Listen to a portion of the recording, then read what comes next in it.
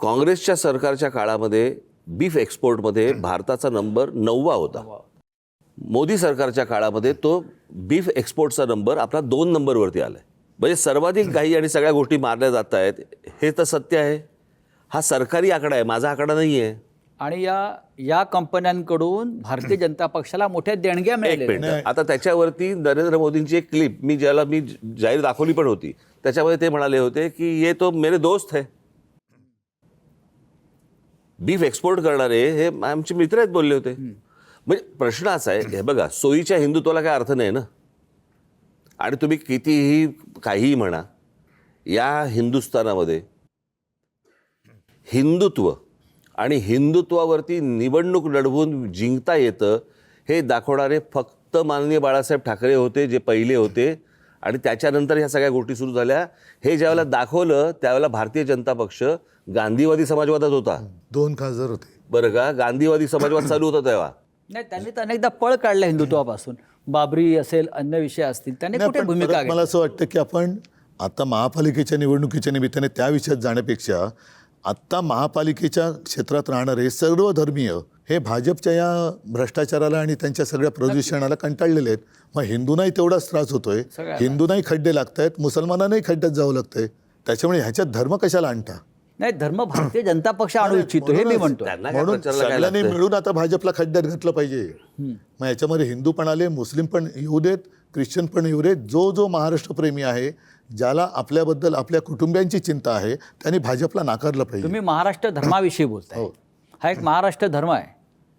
उद्धव साहेब, आपण मुलाखतीच्या शेवटच्या टप्प्यात आलेलो आहोत आणि परत माझा प्रश्न तोच आहे की आपण एकत्र येण्याने मुंबईसह महाराष्ट्रामध्ये एक ऊर्जा निर्माण झाली. लोकांना आशेचा किरण दिसतोय फार मोठ्या. आता आम्ही काहीतरी करू शकू, आम्हाला एक नेतृत्व मिळालेलं आहे.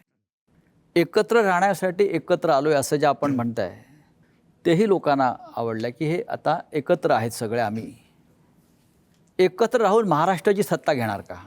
मुंबई सोडून द्या, मुंबईत आहेच. महाराष्ट्र कशाला जर एकत्र राहून देशाशी येत असेल तर तुम्हाला काय अडचण आहे? काहीच अडचण नाही. एक लक्षात घ्या की आम्ही एकत्र आलेलो आहोत ते मराठी माणसाच्या न्याय हक्कासाठी आलो आहे. म्हणजे इतर भाषिकांवरती अन्याय करण्यासाठी नाही आलेलो. हिंदुत्वासाठी आलो आहे, म्हणजे मुस्लिम किंवा ख्रिश्चनांवरती अन्याय करण्यासाठी नाही आलेलो. जेव्हा आम्ही परत सांगतो, मुंबई महापालिका आमच्या ताब्यात 25 वर्ष मुंबईकरांनी दिली.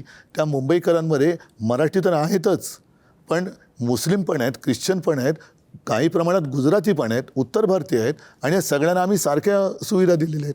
जसं मगाशी शाळेचा विषय काढला, आम्ही 8 का 9 भाषेत शाळा दिलेल्या आहेत. उर्दू शाळा पण आहेत. आणि कोरोनामध्ये सर्व धर्मियांना आम्ही सारखे उपचार केले. मी साधी गोष्ट सांगतो, या सगळ्या ह्याच्यामध्ये हे 2009-10चं वगैरे असेल आंदोलन. कसं आहे, जसं प्रत्येक राज्यामधला हिंदू हा तसा वेगवेगळा आहे, कारण वेगवेगळ्या ठिकाणचं राज्यातलं कल्चर वेगळं आहे, तसा प्रत्येक राज्यातला मुसलमान देखील वेगळा आहे.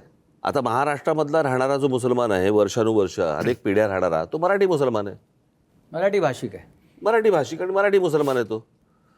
म्हणजे याच्यावरती आंदोलन झालं होतं त्यावेळेला. त्या हज कमिटीचं ऑफिस आहे ना तिकडे, की तिकडेच्या सगळ्या त्या हज कमिटीच्या ह्याच्यावरती युपी, बिहार आणि इकडच्या सगळ्या लोकांचं तिकडे ते वर्चस्व होतं.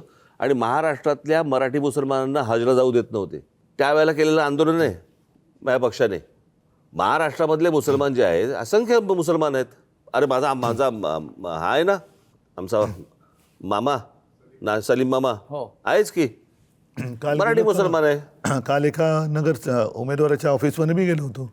आपले उमेदवार मुस्लिम आहेत, आपल्याकडे मुस्लिम उमेदवार आहेत, आमदार आहेत. क्रिकेटर झहीर खान आहे ना, हो, मराठी. मग संगमनेर. मी झहीरशी मी कित्येकदा आम्ही जेव्हा समोरासमोर येतो, गप्पा मारतो, त्याला मराठीतच बोलतो. मी साबीरभाई शेख होतेच ना, साबीर भाई होते आपले, खूप लोक आहेत. आता बेरामपाड्याचा हाजी हा आपला नगरसेवकच आहे.